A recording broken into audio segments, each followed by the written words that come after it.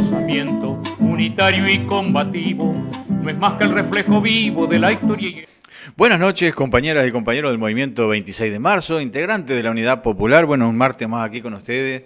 Y un martes realmente cada vez se complica más, ¿no? La situación real, la crisis que estamos viviendo, que a pesar de que el gobierno sigue insistiendo que esto va bien, que es un modelo que va a traer sus frutos y todo, cuánto cuento, pero la realidad es absolutamente distinta y opuesta.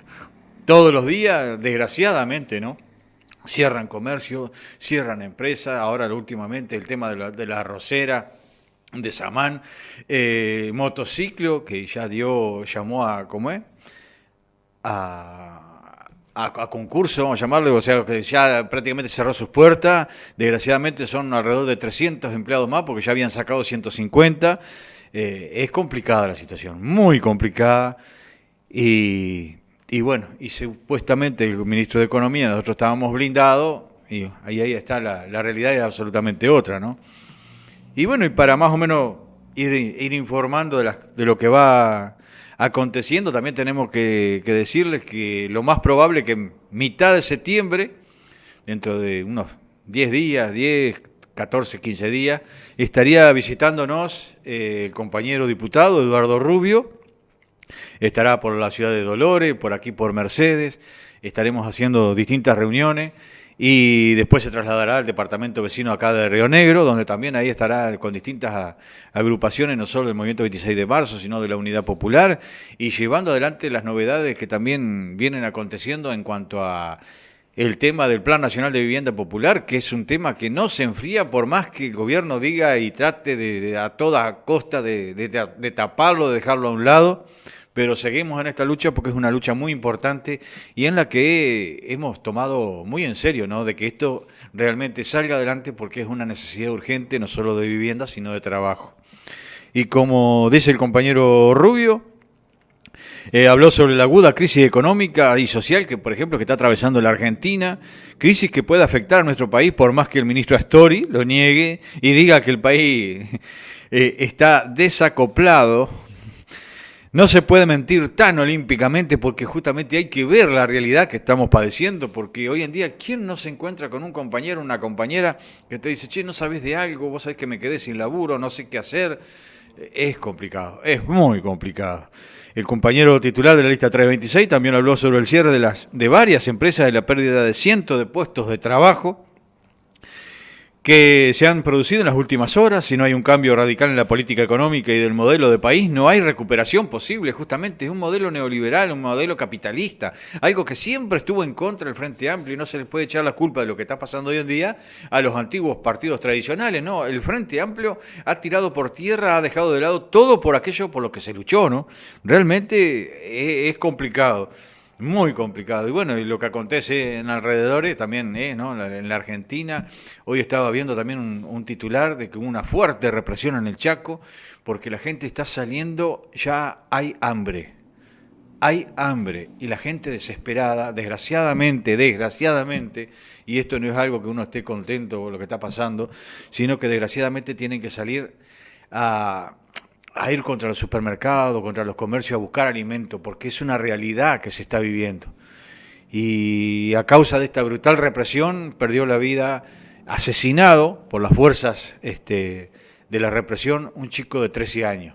Realmente está muy complicada la cosa y es cuando los gobiernos transan con el Fondo Monetario Internacional, que hay mucha gente que dice, no te van a ayudar en nada. Son buitres, son tremendas aves de rapiña, son aves de carroña. Te vienen a comer hasta lo último y no les importa absolutamente nada cómo está viviendo la sociedad, cómo está la gente. No les interesa. Ellos van por el dinero, por la riqueza. No hay un doble discurso aquí. Por eso cuando nosotros decimos, cuando se firman tratados de libre comercio o convenios con los distintos organismos internacionales, el país, el pueblo va en pérdida. Los gobiernos no, porque los gobiernos están de paso y bien que se llenan los bolsillos. Pero después los que pagamos las consecuencias somos nosotros. Y hoy lo voy a hacer cortito a esto porque le quiero dar paso, que hoy justamente se trajo aquí a Controles, el compañero Román nos hace ese grandísimo favor, Palabras del compañero candidato a la vicepresidencia por la Unidad Popular, el compañero Gustavo López, un compañero de lucha, un compañero trabajador, y hace un análisis profundo en cuanto a la realidad. Ahí fue entrevistado en Radio Centenario, pero muy amablemente lo van a tener aquí. Y sé que el tiempo no va a dar como para toda esa alocución que hace referencia el compañero, pero seguirá el próximo martes y otra vez estaremos aquí compartiendo con ustedes este momento, ¿no? Con el 26 de marzo, con la Unidad Popular, en el caso del compañero Gustavo López. Pero no se pierdan las palabras, porque realmente hay mucho para que te hace pensar, por lo menos eso, que piense un poco más la gente y analice la realidad, y no solamente desde el punto oficialista, que para ellos está todo bien, y nosotros sabemos muy bien que no está todo bien, sino a las realidades nos remitimos. Desde aquí nos estamos despidiendo, lo dejamos con las palabras del compañero Gustavo López y nos estaremos viendo el próximo martes. Hasta la victoria siempre, arriba los que luchan y no claudican. Que es Gustavo López, el invitado del día. Gustavo López, compañero militante, integrante de la fórmula presidencial de la Unidad Popular, a quien invitamos. Siempre vamos sabiendo por dónde anda, qué hizo, pero lo escuchamos muchas veces, pero lo invitamos cada tanto para hablar sobre la realidad que estamos teniendo, y en particular ahora que está tan compleja la cosa, y saber, para que nos cuente lo que trae de una visita a un lugar o a otro, la conversación con los compañeros, el encuentro con la realidad concreta. Buen día y bienvenido. Buen día, muchas gracias, siempre es un gusto. Bueno, momento, uno dice complejo para generalizar, ¿no?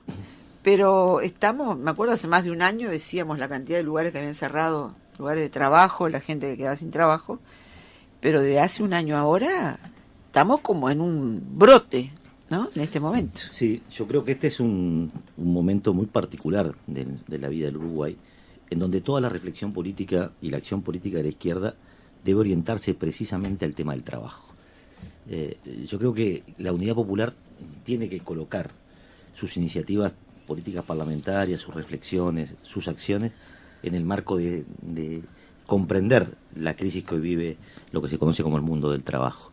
En estos días conocimos el cierre definitivo de Motociclo, el concurso de la empresa Samán, el conflicto en el frigorífico Las Moras. Los datos oficiales sostienen una recesión sostenida en varios trimestres de industrias claves para la vida del país, tales como la construcción, lo que queda de la industria manufacturera, el comercio. En cualquier lugar del mundo donde la recesión se sostiene 2, 3, 4 trimestres, esto se llama crisis. Claro. En el Uruguay de los eufemismos todavía Astoria habla de un crecimiento que no genera empleo. No, la crisis dice ¿no? que es en Argentina. Seguro, la crisis siempre es en otro lado. Esas cosas acá no pasan. La situación vinculada a la pequeña producción agrícola, la crisis en el sector lechero, la crisis también en el sector arrocero.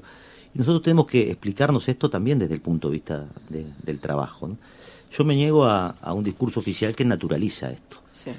Hoy escuchaban temprano en la mañana un informativo de otra emisora en donde el informativista decía 300 trabajadores al seguro de paro en Río Branco y en la noticia siguiente decía se anuncian chubascos para la tarde de hoy. Claro. ¿No?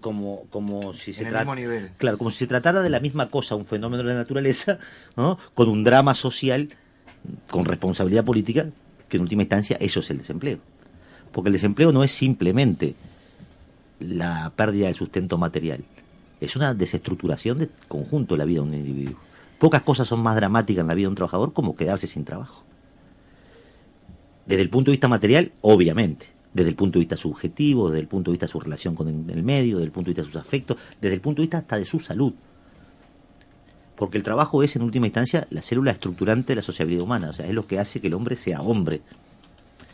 ¿Y qué determina la política si no es el conjunto de las relaciones sociales por las que nosotros atravesamos todos los días? Y particularmente las relaciones con el trabajo. Entonces este es un drama contemporáneo, el del desempleo.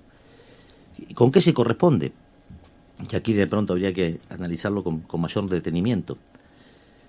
El modo de organizar la producción del sistema capitalista determina que un pequeño grupo de empresas, las más eficientes, las de mayor capital, etcétera, prosperen, y que otras empresas, las de menor eficiencia técnica, las de menor inversión en capital, se arruinen, se fundan, desaparezcan. lo que propicia la concentración de capital en pocas empresas. Esta es la lógica misma del sistema capitalista. ¿Por qué estas empresas, algunas de ellas hoy no encuentran condiciones para la realización de su ganancia en el mercado? Por múltiples factores, básicamente por dos. Uno, los costos de producción, básicamente el vinculado a los combustibles y digamos, los insumos, las tarifas, pues sobre todo la electricidad y los combustibles. Estos son dos insumos imprescindibles, básicos para la producción, sobre todo para la producción a gran escala. Y el otro, este sí más determinante, el precio de las materias primas en el mercado internacional. Una economía dependiente, una industria que es tomadora de precios, está atada a los vaivenes del mercado internacional. Hasta el año 2013, un poquito más, principios de 2014, Uruguay vivió un periodo de excepción. Todo lo que vendía al exterior tenía precios altísimos, estaba el boom de la demanda china, estaba los commodities, ¿no? Así, aquello de que los principales productos de nuestra exportación encontraron en el mercado internacional precios récord. Eso empezó a caer estrepitosamente. Los precios de las materias primas cayeron, de acuerdo al rubro, en el orden del 20 al 40%. La leche es un caso emblemático, el arroz es otro. ¿Y qué hace el empresariado cuando se enfrenta a esta situación? Sobre todo con un gobierno que considera que la inversión capitalista, la inversión extranjera y también la inversión de capitales nacionales es la única forma de generar empleo. Y el empresariado hace dos cosas. Primero, para instalarse, exige condiciones, beneficios, impositivos, tributarios, de infraestructura que se hace con el dinero público, es decir, con la plata de todos nosotros. Y luego, cuando la ecuación económica le cambia, exige ajuste. ¿Por dónde ajusta? Por dos lados. O ajusta por la producción, es decir, necesito aumentar el nivel de producción para mantener las ganancias, o ajusta por el lugar privilegiado que tienen los capitalistas para ajustar, que es con los trabajadores. Entonces descarga el precio de la crisis contra los trabajadores, arremete sobre sus derechos y conquista, y si no directamente despide, echa. Esta última ronda de consejos salarios, la que está en curso, la más grande de la historia en el sector privado, hay que ver lo que proponen las patronales. Por ejemplo, la patronal del sector agrario proponen aumento del salario, el rubro en aumento del salario, 0. Ya no ni siquiera correctivos, digamos, que acompañen el crecimiento inflacionario. No, 0. Otras patronales proponen directamente retroceder en los derechos ya adquiridos por los trabajadores. El otro día acompañamos una movilización de las trabajadoras de limpieza. Este es un sector... ¿La que hubo en el Palacio? La que hubo en el Palacio. Grande, ¿eh? Una enorme movilización, además para un sector que no tenía ese dinamismo. Sí, claro. Y con una combatividad increíble, ¿no? Increíblemente también el único legislador que bajó a acompañar esa movilización fue el de la Unidad Popular, ¿no? Nadie... Increíblemente. Nadie... No, digo porque antes Sí. Por lo menos... Sí, Para llenar el ojo bajaban, se seguro. aparentaba un poco más. Es increíble que alguien que se proclame de la tradición de izquierda no dé No la le cara, interese, claro, no dé la cara para ir a hablar con el trabajadores. contacto directo. Pero volviendo, esta movilización de un sector vulnerable, los peores salarios del país, básicamente trabajadoras mujeres en el área de la limpieza y los servicios, ¿qué demandaban? Demandaban no perder lo que ya habían conquistado, que eran algunos mínimos pesos, producto de la antigüedad en el trabajo. ¿Qué alegaban las patronales? El convenio cayó, entonces hay que negociar todo de nuevo lo que ya está, no está. Estos son relaciones de trabajo del siglo XIX, porque a nadie se le ocurre que el vencimiento de un convenio suponga la caída de los beneficios ya adquiridos. Por el contrario, se parte a negociar desde lo ya adquirido en adelante, sobre todo con elementos vinculados a la antigüedad, etcétera. Que además estamos hablando de, en la ecuación empresarial, chirolas, vueltos. No así en los salarios de trabajadores que tienen por promedio 16, 17 mil pesos. Eso es lo que se gana hoy en una empresa de limpieza sin horas extras, ¿verdad? Entonces, en ese marco general, es que nosotros creemos que hay que interpelar al gobierno en relación a una acción urgente para promover trabajo genuino. Y eso no se puede resolver en términos sociales a partir de estos anuncios de Munro de que va a exonerar a una empresa que contrate jóvenes o mayores de 45 años o no sé qué, y después otro programa que Uruguay trabaja, otro que Uruguay... Perdón. Esto se va a resolver con una fuerte intervención del Estado en el mercado laboral. Vamos a hacer una pausa y venimos porque el tema es eje. El tema este que está planteando Gustavo es un tema eje y nos consta que muchos trabajadores que escuchan la radio también les sirve poder escuchar algunos elementos para entender más lo que está pasando y sobre todo qué hacer. Hablamos de muchos tercerizados y de muchos trabajadores que es como si no existiera. El otro día cuando aparecieron las de allí en el Palacio, hay gente que no sabe que existen esos trabajadores, no los ve, son invisibles. Un trabajador sindicalista de Cerro Largo, donde cerraron las plantas de Samán, y él decía, el problema es que ahora ¿dónde van a buscar trabajo los compañeros? Porque eso es lo peor de todo.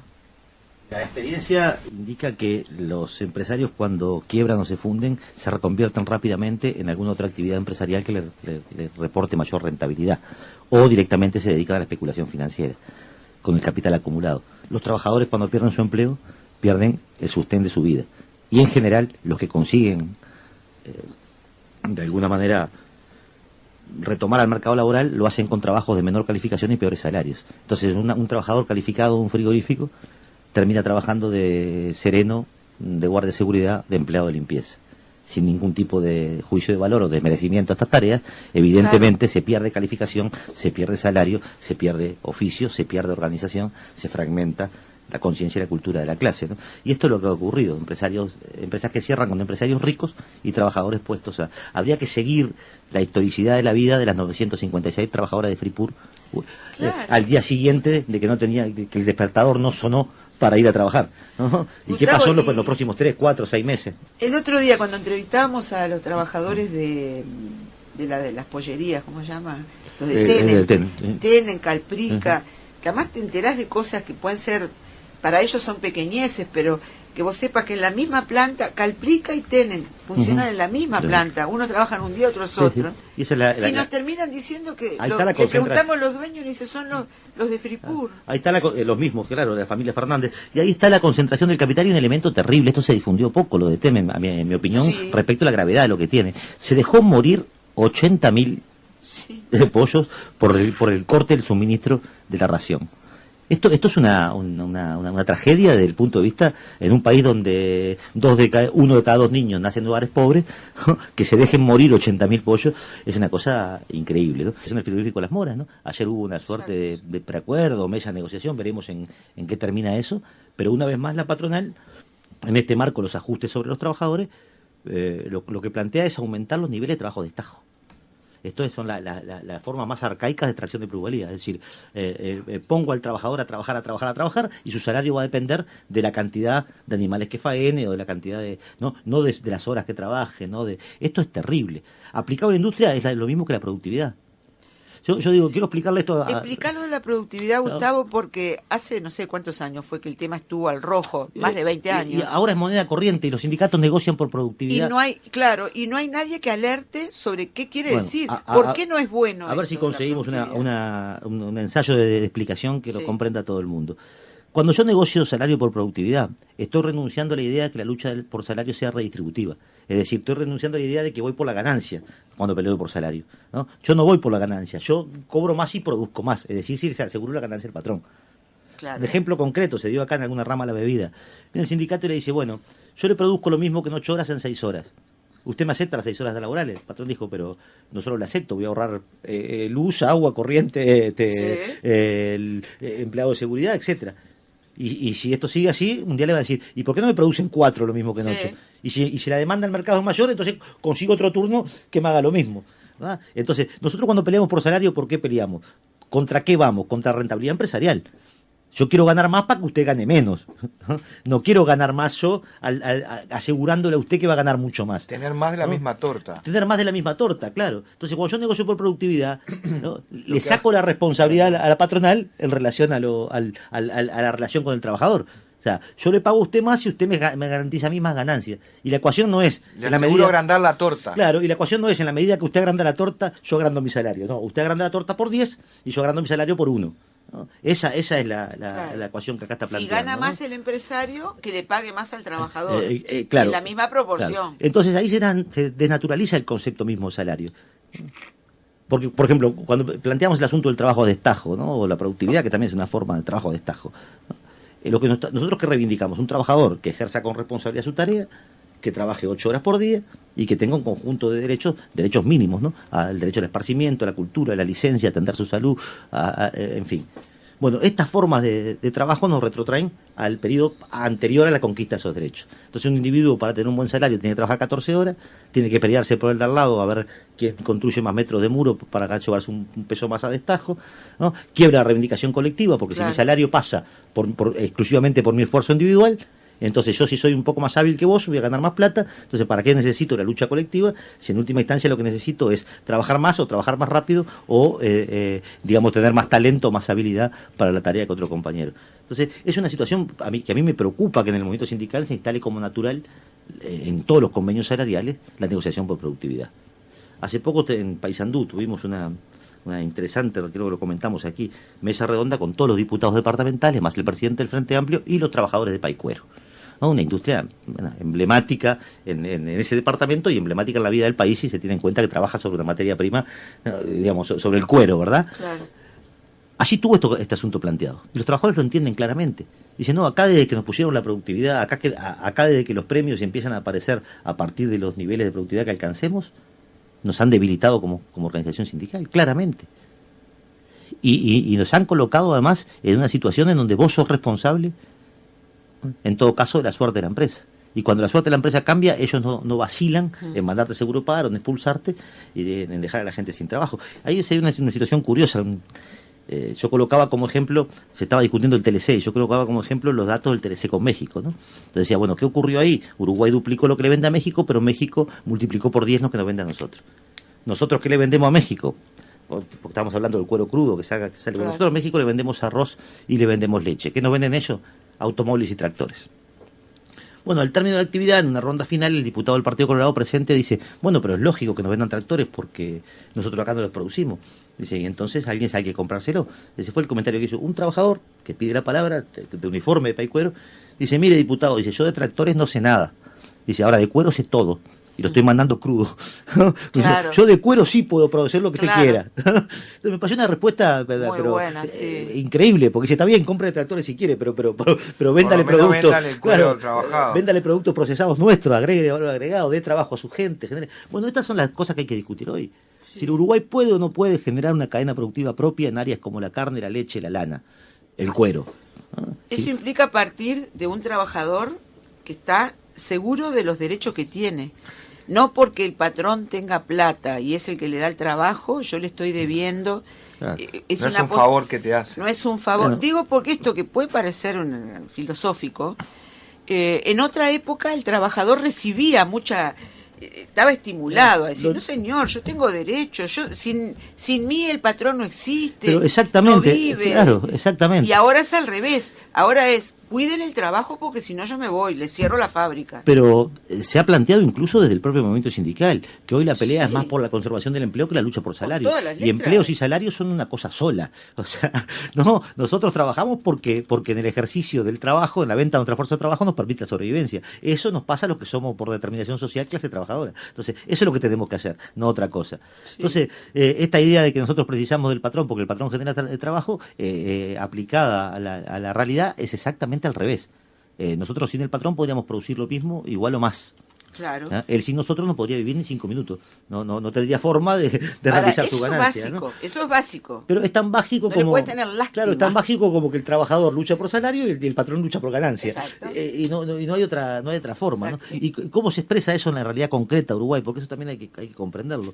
En Uruguay yo sé que los números en la radio aburren, pero a veces para aclarar. En Uruguay hay una población económicamente activa de 1.600.000 personas. Eso es lo que trabaja en Uruguay. El 70% de esa población económicamente activa, datos del INE, el 70% son asalariados, es decir, trabajadores, en sus múltiples formas. Entonces, el 70% de los individuos que en Uruguay trabajan dependen de un salario. Entonces, ese no será el sector que hay que proteger, ese no será el sector que hay que satisfacer sus demandas. Entonces, ahora se enfrenta al desempleo, se enfrenta a la rebaja salarial o a la confiscación de parte de su salario por la vía de la inflación. Y al mismo tiempo se enfrenta a la disminución de lo que nosotros llamamos el salario indirecto, que es aquellas prestaciones que recibe el Estado, ¿no? Porque si usted, además de tener menos salario, tiene peor educación, peor vivienda, peor servicio público, peor saneamiento, peor infraestructura vial, etcétera, etcétera, ¿no? Usted está perdiendo por los dos lados, ¿verdad?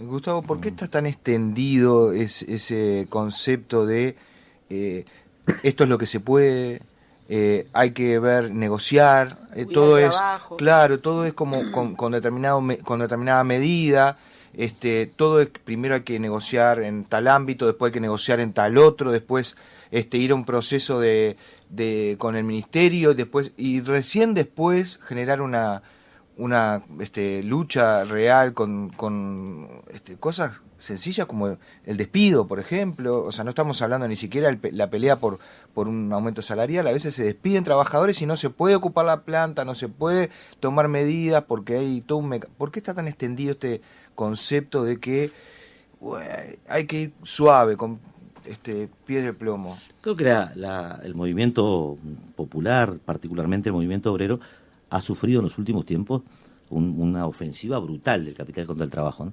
Ofensiva que lo ha diezmado materialmente, pauperizado culturalmente y quebrado organizativamente. Y entonces pelea con la espalda contra la pared, ¿no? En la defensa de lo que ya tiene, no en una perspectiva de avance, ¿no? Si uno ve cuál fue el último derecho conquistado realmente con lucha en Uruguay, tiene que remontarse ahora lo que se administra es, en todo caso, cómo no retrocedo más en el cuerpo de derecho que ya tengo, ¿no? En algunos casos abiertamente hay retrocesos. Y en otros hay avances virtuales, como en este asunto de los 8 horas de los planes rurales, etcétera, que después en la hora por la vía de los hechos no ocurre absolutamente nada, ¿no? Uh-huh. Por el contrario, se siguen trabajando en condiciones de trabajo inadmisibles en la campaña uruguaya.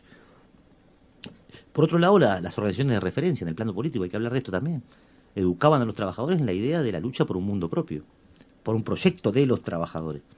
Ahora se ha renunciado a eso también. El movimiento, las decisiones sindicales, colocaban en perspectiva la emancipación de la clase. Hoy, ¿qué colocan en perspectiva? La productividad. Entonces, esas son, se nos podrá decir, bueno, pero ustedes tienen un discurso anclado en el pasado. Lo que ocurre es que a mí me parece que, por ejemplo, la lucha de clases sigue siendo un marco analítico útil para entender la realidad. y hasta que no, habría que demostrar si hay un marco analítico distinto que me permita entender el lugar que ocupo en el mundo que no sea este. Hasta ahora ¿no? Es el que permite entender por qué una porción se enriquece y otra se empobrece todos los días. Porque un patrón que cierra la fábrica y termina con cientos de trabajadores en la calle, termina siendo un individuo más rico de lo que era antes, y los trabajadores pasan penurias para el sustento mínimo de sus necesidades. Digo, porque esto de la productividad está en ese marco también, en el que no se puede más, en que lo único que se le puede sacar al empresario es eso, productividad, si voy más veces a trabajar, estos premios que se dan por asistencia o por llegar temprano, es lo máximo a lo que parecen se puede acceder. Claro. o quieren. Lo que pasa es que para dar vuelta a eso hay que disputar las rentas, precisamente, hay que disputar las ganancias. Ese es el objetivo último de una fuerza de izquierda que pretenda transformar la vida de la gente en favor de los sectores populares. ¿No? Aquello de que no podemos nosotros resolver los problemas de la pobreza sin meternos con la riqueza. No hay otra forma. Pero pensemos, por ejemplo, esta situación. Yo escuchaba ayer a Campanella relatar aquí la penuria de la pequeña producción rural. Pensemos, por ejemplo, lo mismo que decíamos de la clase obrera urbana, pensemos la situación del campo. ¿Qué tenemos nosotros arriba del campo en Uruguay? ¿No? Tenemos un sector de clase social que son los terratenientes puros y duros, ¿no? Para decirlo en términos clásicos. ¿Quién son? ¿Qué son estos sectores? Bueno, son un sector que se apropió de un pedazo del territorio nacional, que no produjo nadie, que vino dado, que era la tierra, ¿no? Y por ese hecho de haberse apropiado de un pedazo del territorio nacional, reciben una renta extraordinaria, lo que se conoce como renta del suelo. Sí. Algunos estudios hablan de 1.500 millones de dólares. Bueno, ahí hay un dinero importante, en la renta del suelo, por ejemplo. Que insisto, que lo recibe un sector a cambio de nada, de la posesión de un bien natural, ¿no? Ni siquiera está vinculado a uno. Luego, ¿qué tenemos en el campo? Los empresarios o capitalistas. Esto tiene un impacto variado, ¿no? Hay grandes inversiones, grandes empresas, en fin, pensemos en la forestación, pensemos en grandes extensiones ganaderas, pensemos... Bueno, ahí se reproduce la lógica de la competencia capitalista. Esas grandes empresas concentran y el chico que tiene menos capital, que tiene menos posibilidad de trabajo, naturalmente lo funden, lo ahorcan, lo exterminan. Y luego, ¿qué tenemos? Que esto es lo que a nosotros nos importa. Tenemos la pequeña producción.